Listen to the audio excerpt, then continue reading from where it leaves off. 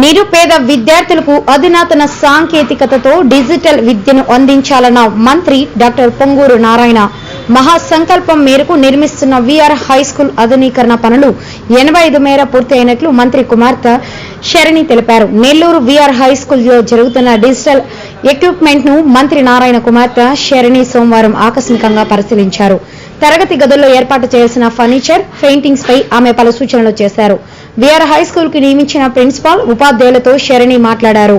Ground లో ఏర్పాటు చేస్తున్న స్పోర్ట్స్, ప్లే ఎక్విప్మెంట్స్ ను ఆమె పరిశీలించారు. తమ పిల్లల కోసం విశేషంగా కృషి చేస్తున్న శరణికి అడ్మిషన్ల కోసం వచ్చిన పలువురు విద్యార్థుల తల్లిదండ్రులు కృతజ్ఞతలు తెలియజేశారు. చాలా బాగా చేస్తున్నారు. ఇది ఒక సిఎస్ఆర్ యాక్టివిటీలా చేస్తున్నారు. ఏ పేరెంట్ కన్నా వాళ్ళ చిల్డ్రన్ని ఒక మంచి స్కూల్లో చదివించాలి అని ఉంటుంది.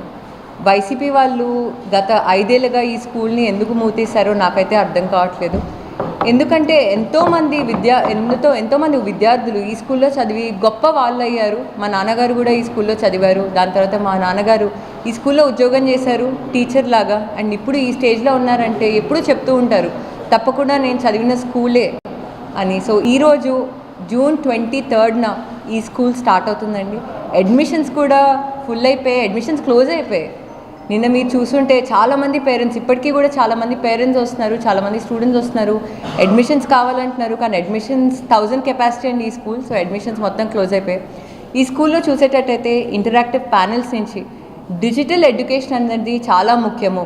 నారాయణ గారు అవ్వచ్చు, లోకేష్ గారు అవ్వచ్చు, చంద్రబాబు నాయుడు గారు అవ్వచ్చు, అందరూ డిజిటల్ ఆంధ్రప్రదేశ్ని చెయ్యాలి అని గొప్ప సంకల్పంతో ఉన్నారు. సో ప్రతి ఒక్క క్లాస్ రూమ్లో డిజిటల్ స్క్రీన్స్ పెట్టాము ఇంటరాక్టివ్ ఎడ్యుకేషన్ కోసం. అదేవిధంగా స్టీమ్ బేస్డ్ లెర్నింగ్ తీసుకొస్తున్నాము, కరికులంలో ఇంటిగ్రేట్ చేస్తున్నాము. మీరు స్పోర్ట్స్ కోచ్ చూసేటట్టయితే పీపీ టైల్స్ వర్క్ కూడా ఆల్మోస్ట్ అయిపోయింది. ఒక 3-4 డేస్లో స్పోర్ట్స్ గ్రౌండ్స్ కంప్లీట్ అయిపోయి గో బాల్స్ అవ్వచ్చు. ఇది ఒక గొప్ప స్కూల్గా రూమ్లో స్టూడెంట్ స్ట్రెంగ్త్ క్యాలిక్యులేట్ చేసాం. సో ప్రతి ఒక్క రూమ్ కెపాసిటీ బట్టి మేము స్టూడెంట్ స్ట్రెంగ్త్ ఎస్టిమేట్ చేస్తే అది 1000కి వచ్చింది.